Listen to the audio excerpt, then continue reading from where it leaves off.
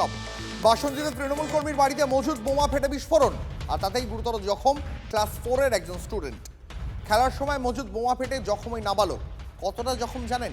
তার দুই চোখ, ডান হাত মারাত্মক জখম হয়েছে। আমাদের সহকর্মী অভিজ্ঞান রয়েছে আমাদের সঙ্গে, আমি সরাসরি অভিজ্ঞানের সঙ্গে কথা বলবো।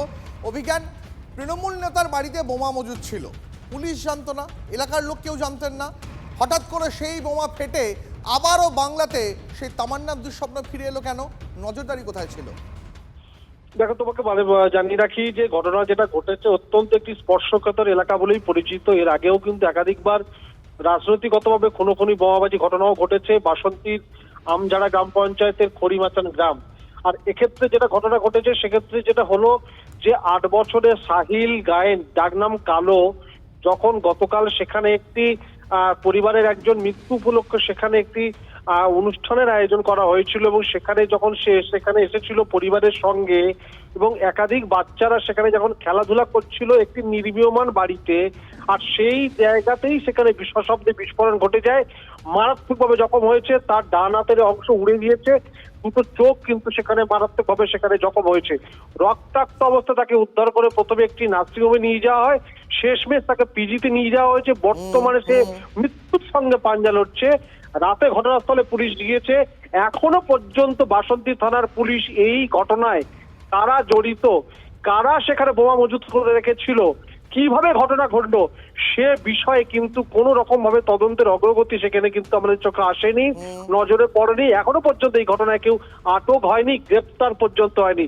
স্বাভাবিক কারণেই বিরোধীরা যেটা অভিযোগ করছে যে প্রতিটা এলাকায় কিন্তু এইরকম ভাবে বোমা বন্দুক মজুদ রয়েছে, তারই প্রমাণ কিন্তু বাসন্তীর এই ঘটনায়, যেক্ষেত্রে মাত্র 8 বছরের একটি শিশু যার খেলাধুলা করার কথা এবং খেলার সময় কিন্তু এই ঘটনা ঘটে এবং এই মুহূর্তে তাকে মৃত্যুর সঙ্গে পাঞ্জা লড়তে হচ্ছে। যদিও অভিজ্ঞান নজর রাখো। আপাতত ধন্যবাদ তোমাকে।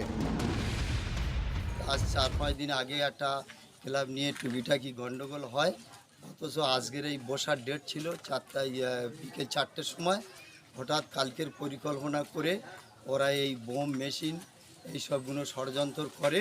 আমার নাতি কাল হঠাৎ এই আক্রমণ হয়ে যায়, দুটো চোখ উড়ে যায়, একটা হাতও উড়ে যায়, অবস্থা খুব সিরিয়াস। জখম সেই কিশোর এই মুহূর্তে এসএসকেএম হাসপাতালে ভর্তি, ক্লাস 4-এর স্টুডেন্ট। সরাসরি চলে যাবো, আমাদের প্রতিনিধি সুপ্রিয় রয়েছে, সুপ্রিয়র কাছ থেকে জানতে চাইবো। সুপ্রিয়, আহত সেই ছাত্র কেমন আছে এখন? দীপ, দেখো, হাসপাতাল সূত্রে আমরা যেটা জানতে পারছি, তাকে এসএসকেএম হাসপাতালে নিয়ে আসার পর এখানেই তার চিকিৎসা শুরু হয়েছে এবং বেশ কিছু শারীরিক পরীক্ষা নিরীক্ষা যেগুলো প্রয়োজনীয় সেগুলোও ইতিমধ্যে চিকিৎসকদের তরফ থেকে করা হয়েছে। এবং গতকাল সন্ধ্যায় বাসন্তীর খড়িমাচান এলাকাতে যে বিস্ফোরণ ঘটে এবং যে বিস্ফোরণে গুরুতর আহত হয় এই 4র্থ শ্রেণীর ছাত্র, এবং যেটা আমরা জানতে পারছি বা তাদের পরিবারের তরফ থেকেও দাবি করা হচ্ছে যে ওই 4র্থ শ্রেণীর ছাত্রের যে ডান হাত গুরুতরভাবে ক্ষতিগ্রস্ত হয়েছে, এমনকি তার দুটি চোখেও এই বিস্ফোরণের ফলে ক্ষতিগ্রস্ত হয় এবং তার পরবর্তীতেই কিন্তু তাকে এসএসকেএম হাসপাতালে চিকিৎসার জন্য নিয়ে আসা হয় এবং এখানেই আপাতত সে চিকিৎসাধীন রয়েছে। তবে তার অবস্থার যে খুব একটা উন্নতি হয়েছে এমনটা নয়। চিকিৎসকেরা তাকে অবজারভেশনে রেখেছে এবং যাবতীয় বেশ কিছু পরীক্ষা নিরীক্ষাও ইতিমধ্যেই করা হয়েছে। তবে কিভাবে এই বিস্ফোরণ ঘটলো, সেখানে কি মজুদ রাখা ছিল, ইতিমধ্যেই স্থানীয় বাসিন্দাদের তরফ থেকে বা এই আহত শিশুর পরিবারের তরফ থেকে কিন্তু সেখানে বোমা বা বোমা জাতীয় কিছু মজুদ রাখার অভিযোগ সামনে উঠে আসছে, যদিও সেগুলো তদন্ত সাপেক্ষ। আমার সহকর্মী অভিজ্ঞান যেটা বললো যে ইতিমধ্যেই বাসন্তী থানার পুলিশ তদন্ত শুরু করেছে, যদিও তদন্তের অগ্রগতি নিয়ে স্থানীয় বাসিন্দারা তারা কিন্তু খুব একটা যে খুশি তা কিন্তু নয়। তবে এই যে শিশু 4 বছর 4র্থ শ্রেণীর এই যে ছাত্র যে আহত হয়েছেন, তার চিকিৎসা ইতিমধ্যে শুরু হয়েছে। চিকিৎসকেরা তার শারীরিক অবস্থার উপরে নজর রাখছেন। তবে আরও বেশ কিছুটা সময় গেলেই কিন্তু তার শারীরিক অবস্থার কতটা উন্নতি হচ্ছে সেই বিষয়গুলো সম্পর্কে চিকিৎসকদের তরফ থেকে স্পষ্টভাবে জানানো যাবে, এমনটাই কিন্তু হাসপাতালের তরফ থেকে আমরা সূত্র মারফত জানতে পারছি। ধন্যবাদ সুপ্রিয়। জি, তো বাসন্তী গোসাবা বিস্তীর্ণ এলাকা দক্ষিণ 24 পরগনা পুরো একদম এই ধরনের পরিস্থিতি তো তৈরি হয়েছে। মুর্শিদাবাদের সাথে সংযুক্ত করে রাখুন, কারণ ওখানে সকেট বোমা চলে এবং এই সকেট বোমার রাজত্ব চলে ওখানে। বাড়ির মালিক তো সংখ্যালঘু সম্প্রদায়ের, আনারসে। কেন তার বাড়িতে কেন বোমা ফাটছে? ব্যানার্জি চ্যাটার্জির বাড়িতে কেন বোমা ফাটছে না? কেন বোস গুহ মিত্র এদের বাড়িতে বোমা ফাটছে না? মমতা বন্দ্যোপাধ্যায়কে এই প্রশ্নটা করবেন না? আপনারা তৃণমূল করতে গিয়ে বোমা বাঁধবেন, আপনার বাড়ি উড়ে যাবে। কোনো তো শুনেছেন অভিষেকের বাড়ি উড়ে গেছে? অভিষেক ব্যানার্জির বাড়ি বোমা বাঁধতে গিয়ে কেন ওড়ে না অভিষেক ব্যানার্জির বাড়ি? আচ্ছা, অভিষেক ব্যানার্জি বড় নাম হয়ে গেল, আপনারা কেন বালুদার বাড়ি ওড়ে না বোমা বাঁধতে গিয়ে? বালুদার হয়ে বোমা বাঁধতে গিয়ে মুসলমানের বাড়ি উড়ে যাচ্ছে আর বালুদার বাড়ি উঠছে না। তো এই প্রশ্নগুলো তো মুসলিম সমাজের করা উচিত। বাসন্তী রামজারা খড়িমাচানে যে ঘটনা ঘটেছে, এই ঘটনার সঙ্গে রাজনৈতিক কোনো সম্পর্ক নেই। পাড়ার একটি ক্লাবকে কেন্দ্র করে বিবাদ ঘটেছে। আমি বিষয়টা পুলিশকে জানিয়েছি, পুলিশ সঠিকভাবে তদন্ত করছে। রাজ্যটা তো গত 14.5 বছরে বোমা বারুদ গুলি এইসবের কারখানা তৈরি হয়েছে, আর বাসন্তীতে এটা নতুন কোনো ছবি নয়। আর এই সমস্ত পুলিশের সামনেই, পুলিশের মদতেই হয়। যেহেতু এখানে এই বোমা বারুদ গুলি বন্দুকের কারখানা হয়ে গেছে, নতুন কিছু নয়। প্রশাসন ঠিকমতো যদি দেখভাল করতো তাহলে এরা এই সমস্ত করতে পারতো না কোনোদিন।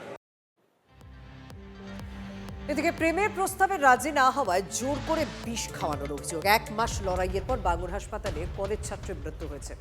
দক্ষিণ 24 পরগনা বিষ্ণুপুরে অভিযুক্ত যুবকের বাড়ি ভাঙচুর করা হয়, আগুন উত্তেজিত জনতা। আমার সঙ্গে রয়েছেন সহকর্মী সৌভিক। সৌভিক, 1 মাস ধরে লড়াই করে অবশেষে ওই মেয়েটির মৃত্যু হলো। অভিযুক্তের বিরুদ্ধে কোনো ব্যবস্থা নিয়েছে পুলিশ? দেখো, এখানেই কিন্তু প্রশ্ন, এই অভিযুক্তের বিরুদ্ধে কিন্তু কোনো ব্যবস্থা নেওয়া হয়নি এখনো পর্যন্ত। এই যে ছাত্রী, তার পরিবারের লোকের যেটা অভিযোগ সেটা হচ্ছে এই বিশাল লস্কর যে মূল অভিযুক্ত, সে কিন্তু এই ছাত্রীকে উত্ত্যক্ত করতে এবং গত মাসের 25 তারিখ তাকে জোর জবরদস্তি একটি পানীয় খাওয়ানো হয় এবং সেই পানীয়র মধ্যে কিন্তু কীটনাশক ছিল। অসুস্থ হওয়ার পরে তাকে তড়িঘড়ি নিয়ে যাওয়া হয় এমআর বাঙ্গুর হসপিটালে। পরবর্তীকালে 30শে নভেম্বর, 25 তারিখের পরে 30শে নভেম্বর এই ছাত্রীর পরিবারের তরফ থেকে স্থানীয় বিষ্ণুপুর থানায় অভিযোগ দায়ের করা হয়, কিন্তু এই বিশাল নস্কর যে মূল অভিযুক্ত তার বিরুদ্ধে কিন্তু কোনো ব্যবস্থা নেওয়া হয়নি। গতকালকে কিন্তু মৃত্যু হয় এই ছাত্রীর এবং তারপরেই উত্তেজিত জনতা, এলাকার লোকজন এবং এই ছাত্রীর পরিবারের লোকজন বিশাল নস্করের বাড়ি চড়াও হয়, তার বাড়ি ভাঙচুর চালানো হয়। কিন্তু বিশাল নস্কর এবং তার পরিবারের লোকজন কিন্তু পলাতক, যদিও তার পাশে যারা বিশালের অন্যান্য কাকারা রয়েছে তাদের বাড়িও ভাঙচুর হয়, গাড়িতে আগুন দেওয়া হয়। এখনো কিন্তু যথেষ্ট পুলিশের পক্ষ থেকে সেরকম যে ব্যবস্থা নেওয়া উচিত ছিল সেই ব্যবস্থা নেওয়া হয়নি বলে অভিযোগ হচ্ছে। অনেক ধন্যবাদ সৌভিক। ও মা, আমার তুমি এতে নিয়ে চলো, ডাক্তারখানা নিয়ে চলো, আমার খুব কষ্ট হচ্ছে। আমি তখন আমার মানিককে নিয়ে চলে গেছি, কস্তুরী ডাক্তারকে বলেছে, তখন ও বলেছে কি ছিল আমি জানিনি, সবুজ রঙের ওই আমার খাইয়েছিল। তখন ওনারা বলে ওটা বিশাল কি নস্কর ও খাইয়েছে, বলে ওই আমার খাইয়ে দিয়েছে। এর সঙ্গে শাসক দলের কিছু কর্মী জড়িত আছে এবং পুলিশ সম্পূর্ণ নিষ্ক্রিয়। আজকে আমি এফআইআর করেছি 30শে নভেম্বর, আজকে হচ্ছে 25শে নভেম্বর, এখনো 25শে ডিসেম্বর, 1 মাস হয়ে গেল, আজ পর্যন্ত কাউকে অ্যারেস্ট করতে পারেনি পুলিশ। আমার সঙ্গে যারা সহমর্মিতা দেখিয়েছে তাদেরকে অ্যারেস্ট করলো পুলিশ 12 ঘন্টার মধ্যে, আর আমার মেয়েকে পরিকল্পিতভাবে খুন করলো। আজকে 1 মাস হয়ে গেল, একজনকেও অ্যারেস্ট করলো না।